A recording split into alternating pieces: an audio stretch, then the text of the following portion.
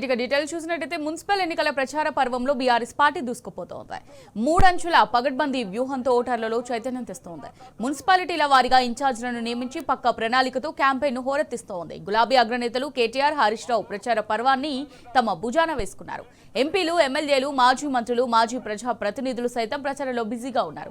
ఆయా చోట్ల కాంగ్రెస్ గూండాల దాడులను ఎదిరించి తమ నియోజకవర్గాల పరిధిలోని మున్సిపల్ కేంద్రాల్లో ప్రతిష్టాత్మక ప్రచారం నిర్వహిస్తున్నారు. ఇంటింటికి వెళ్లి ఓట్లు అభ్యర్థిస్తున్నారు.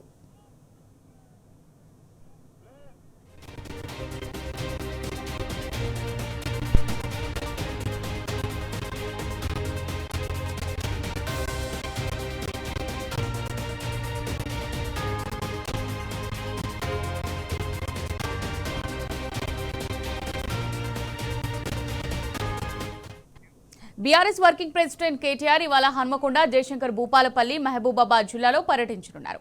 కాసేపట్లో భూపాలపల్లి మున్సిపాలిటీ పరిధిలో కేటీఆర్ ఎన్నికల ప్రచారం నిర్వహించనున్నారు. మధ్యాహ్నం పరకాల మున్సిపాలిటీ పరిధిలో, అనంతరం మహబూబాబాద్ మున్సిపాలిటీ పరిధిలో కేటీఆర్ ప్రచారం చేస్తారు. మాజీ మంత్రి, బీఆర్ఎస్ ఎల్పీ ఉపనేత హరీష్ రావు ఇవాళ దుబ్బాక, మెదక్, నర్సాపూర్ నియోజకవర్గాల్లో మున్సిపల్ ఎన్నికల ప్రచారం కోసం కార్నర్ మీటింగ్స్ లో పాల్గొంటారు.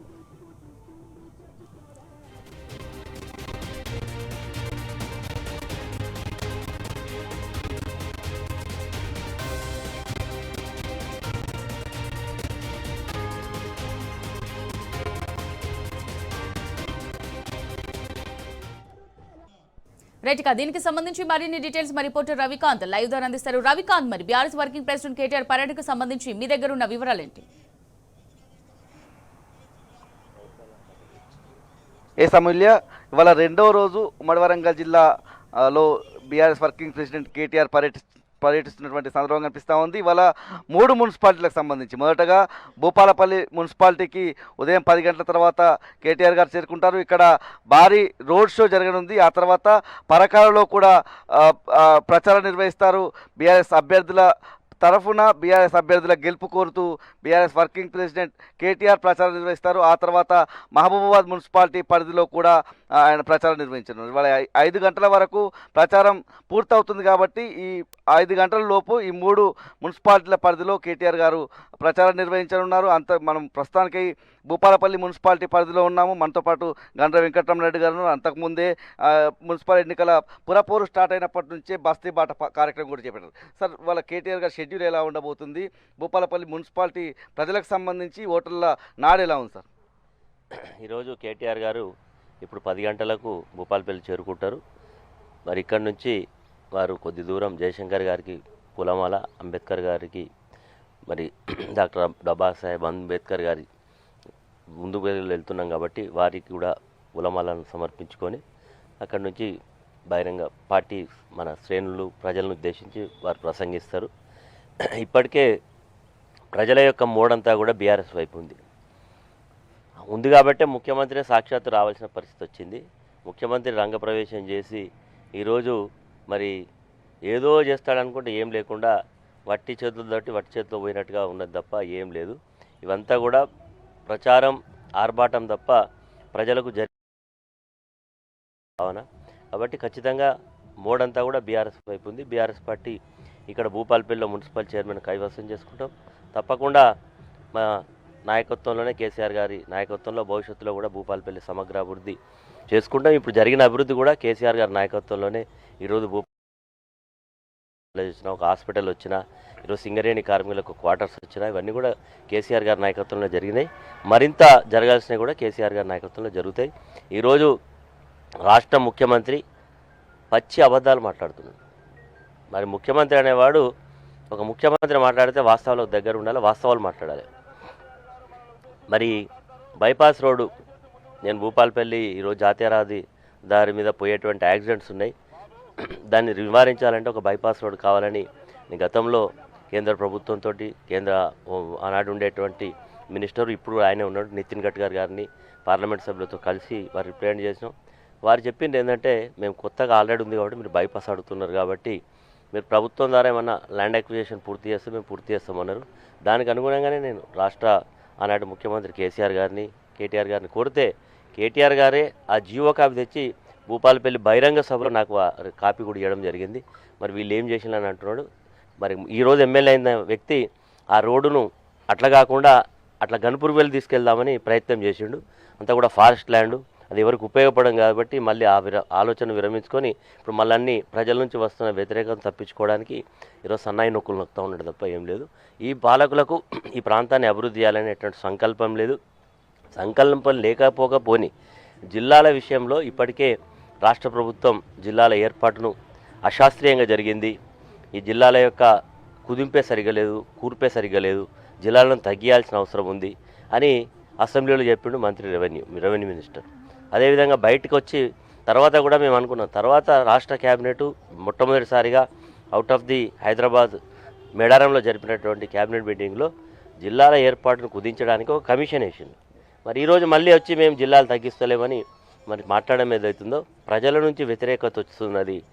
ప్రజలు బొంద పెడతారు, పార్టీకి ఖచ్చితంగా తగిన మూల్యం చెల్లించుకోని పరిస్థితి వస్తుందనే రోజు నిన్న ముఖ్యమంత్రి అది చెప్పడానికి వచ్చి చెప్పిండు. కానీ వీళ్ళ నైజం, వీళ్ళ యొక్క విధానం ఈరోజు జిల్లాలో తగ్గించే విషయంలో మరి కమిషన్ ఎందుకు వేస్తున్నారో క్లారిటీగా లేకుండా ఉన్నది. కాబట్టి ప్రజలకు అన్ని అనుమానాలు ఉన్నాయి. ఈ అనుమానాలన్నిటికీ ఒకటే పరిష్కారం, ఇక్కడ భారత రాష్ట్ర సమితి గెలవడమే అన్ని సమస్యలకు పరిష్కారం కాబట్టి ప్రజలు గెలిపేమని కోరుతున్నాం. ఇవాళ మేధావులు అనే వర్గంతో మీరు ఇంతకుముందు చెప్పినట్లుగా జిల్లాల పునర్వ్యవస్థీకరణకు సంబంధించి హన్మకొండ జిల్లా కేంద్రంగా మేధావులతో సమావేశాలు పెట్టించి ఉమ్మడి వరంగల్ జిల్లాను 6 ముక్కలు చేశారని కడియం శ్రీ గారు కూడా అనేక సార్లు 6 ముక్కలు చేస్తుంటే నేను వద్దన్నా అని చెప్పినటువంటి మాటలు కూడా విన్నాము. నిన్న జిల్లాల పునర్వ్యవస్థీకరణ ఏదీ ఉండదని ప్రకటించడం, అసలు డబుల్ స్టాండ్ ఎట్లా చూడాలి? ఒక ముఖ్యమంత్రి గతంలో ఒక మాజీ ముఖ్యమంత్రి కీర్తిశేషులు మర్రిచెన్నారెడ్డి గారు ఆయన ఒక మాట చెప్పిండు. ముఖ్యమంత్రి ఒక మాట చెప్తే ఒక జీవో అంతే, ఇక ముఖ్యమంత్రి మాట వచ్చినాక నోట్లకి వెళ్ళి వచ్చిందే జీవో ఇష్యూ కావాలి, అది అమలు కావాలి. కానీ ఈరోజు ఈ రేవంత్ రెడ్డి మాటలకు చేసే పనులకు పొంతన లేకుంటున్నది. ఆయన ఈరోజు జిల్లాల తగ్గిస్తామని ఒక పక్క, లేదు అని మరొక పక్క, వరంగల్లో హన్మకొండను కలపాలని మళ్ళొక పక్క, ఇవన్నీ మాట్లాడేది చూస్తూ ఉంటే ఇక కడియం శ్రీ గారి గురించి మనం ఎంత తక్కువ మాట్లాడితే అంత మంచిది. ఎందుకంటే కడియం శ్రీ ఆయనకు తిరిగి రాజకీయ పునర్జన్మ దొరికింది కేసీఆర్ గారి నాయకత్వం. అవుట్డేటెడ్ అయిన ఆయనకు కేసీఆర్ గారు పిలిచి ఉప ముఖ్యమంత్రి పదవి చేస్తే కూడా ఆయన మరి అప్పుడేమో ఇక్కడ సన్నాయి నొక్కులు నొక్కిండి, ఇప్పుడు ఎక్కడ నొక్కుతున్నాడు. ఎక్కడ నొక్కినా ప్రజలు అన్నీ కూడా నిశ్చింతగా గమనిస్తూ ఉన్నారు. ప్రజలు ఈరోజు భూపాలపల్లి విషయంలో మా జిల్లాను చేయడం వల్ల ప్రజలకు పరిపాలనా సౌలభ్యం, ప్రజలకు కావాల్సినటువంటి అన్ని రకాల అవసరాలన్నీ కూడా తీర్చినాయి కాబట్టి ప్రజలు దాన్ని కోరుకుంటున్నారు. ఈ యొక్క ప్రభుత్వం చేసేటువంటి చౌకబారు మాటలను ప్రజలు నమ్మే స్థితిలో లేరు. సింగరేణి ప్రాంతం సార్, సింగరేణికి సంబంధించినటువంటి ప్రజలు ఇక్కడ ఓటర్లుగా ఉన్నటువంటి సందర్భంలో మెడికల్ బోర్డు రద్దుకు సంబంధించిన అంశము, అసలు ఈ సింగరేణి ఎంప్లాయీస్ సంబంధించి ఏదైతే అన్ఫిట్గా ఉన్నటువంటి వాళ్ళ పిల్లల వారసత్వ ఉద్యోగాలు కావచ్చు, మెడికల్ బోర్డుకు సంబంధించి కాంగ్రెస్ అధికారంలోకి వచ్చిన ఈ 2 సంవత్సరాల 2 నెలల కాలంలో ఏం జరిగింది సార్? ఇవాళ నిన్న సింగరేణికి సంబంధించినటువంటి ఎంప్లాయీస్ విషయంలో కూడా రేవంత్ రెడ్డి మాట్లాడారు, ఏం చెప్తారు? అసలు ముఖ్యమంత్రికి ఒక విధానం కానీ ఒక ఆలోచన కానీ లేదు. ఆయన ఎప్పుడు ఏ నిమిషానికి అది పడితే మాట్లాడతాడు. ఇలా మాట్లాడింది రేపు మరి ప్రజలు ఏమంటారు అనేది లేదు. చాలా నిర్భయంగా అబద్ధాలు ఆడడంలో చాలా దిట్ట. 11 నెలలైంది మెడికల్ బోర్డు లేక. గతంలో బోర్డు పోయిన వాళ్ళకు కూడా మరి ఈరోజు బ్రెయిన్ స్ట్రోక్స్ వచ్చి, పక్షవాతం వచ్చి, కాలు చేతులు పడిపోయిన వాళ్ళు, ఓపెన్ హార్ట్ సర్జరీ అయిన వాళ్ళు, అనారోగ్యం బారిన పడ్డ వాళ్ళని కూడా బోర్డు రిజెక్ట్ చేసింది. మేము యాక్సెప్ట్ చేయము, మేము మళ్ళీ గతంలో తీసుకున్న ఉద్యోగాలే ఎక్కువ ఉన్నాయి, మా దగ్గర ఇక్కడ మ్యాన్ పవర్ అవసరం లేదు, మేము ఎవరిని తీసుకోమని ఇంటర్నల్గా వాళ్ళు బోర్డు మీటింగ్లో డిసిషన్ తీసుకొని మెడికల్ బోర్డుకు ఆదేశాలు ఇచ్చింది. దానికి అనుగుణంగా నడుస్తున్నారు. ఈరోజు ప్రజలు సింగరేణి కార్మికులు ఈ ప్రభుత్వ విధానాల పట్ల వ్యతిరేకంగా ఉన్నారు. సింగరేణి ఏదైతే ఉన్నదో అన్ని ఏరియాల్లో కూడా వ్యతిరేకంగా ఉన్నారు. కాబట్టి ఆ వ్యతిరేకత నుంచి తప్పించుకోవడానికే ఈరోజు అలాంటి మాటలు. నిజంగా రేవంత్ రెడ్డికి మరి ఆ చిత్తశుద్ధి ఉంటే గతంలో దాదాపు నాకు తెలిసి 140 మెడికల్ బోర్డ్స్ అయినాయి. కేసీఆర్ గారు 9 సంవత్సరాలు ఆయన అధికారంలో ఉన్నప్పుడు 8-9 సంవత్సరాల్లో ఎవ్రీ మంత్ ఆల్మోస్ట్ ఆల్ ఒక బోర్డు అయ్యేది. ఎవ్రీ మంత్ ఒక మెడికల్ బోర్డు అయ్యేది. చాలామంది కార్మికులకు మేలు జరిగింది. ఈరోజు 20,000 మంది సింగరేణి కార్మికుల పిల్లలు ఉద్యోగాలు చేయగలుగుతుందంటే దానివల్లనే సాధ్యమైంది. మరి ఈరోజు మరి ఎందుకు ఆ బోర్డు పెట్టిన దాంట్లో ఎందుకు చేయలే? గతంలో మెడికల్ మరి అన్ఫిట్ అయిన వాళ్ళ పిల్లలకి ఇప్పటికి ఎందుకు ఉద్యోగాలు ఇస్తలేడు? సమాధానం చెప్పకుండా ప్రతిపక్ష పార్టీలను ఆయన ఏం మాట్లాడుతున్నాడు, మమ్మల్ని కొట్టాలన్నట. ఏం మాట, ఏం భాష? అసలు నిజంగా ఇప్పుడు నువ్వు గన్మెన్ లేకుండా వస్తా మా సింగరేణి కాలనీ నుంచి వాపసు పోతే నేను రాజకీయాలు అసలు ఇక్కడ ఉండను కూడా అంటే ప్రజలు ఎంత ఒక రేవంత్ రెడ్డి వితౌట్ సెక్యూరిటీ వచ్చి సింగరేణి ఏరియాలో తిరిగి వాపసు పోవాలి, అంతే, ఏం అవసరం లేదు. ఎంత ఆగ్రహంతో తెలుస్తుంది. ఈరోజు అన్నీ అది లేకుండా మరి మమ్మల్ని వాళ్ళని తన్నాలి, వాళ్ళని కొట్టాలి, వాళ్ళ సంగతి చెప్పాలి అని మాట్లాడడం ఏదో ఆయన స్థాయికి సరిపోయినట్టు మాటలు మాట్లాడితే బాగుంటుందని సందర్భంగా చెప్తాను. ఇది మొత్తంగా రేవంత్ రెడ్డి తన స్థాయిని తగ్గించుకొని మాట్లాడుతున్నారన్నటువంటి అంశాన్ని గండ్ర వెంకటరమణారెడ్డి గారు చెప్తా ఉన్నారు. సింగరేణి కాలనీ, ఇక్కడ ఏదైతే సింగరేణి ప్రాంతానికి గన్మెన్ లేకుండా రేవంత్ రెడ్డి సింగరేణి ప్రజల వ్యతిరేకత లేకుండా వెళ్తే దీని దేనికైనా సిద్ధమన్నటువంటి సవాల్ను కూడా గండ్ర వెంకటరమణారెడ్డి గారు విసురుతున్నారు. Right, thank you Ravikanth.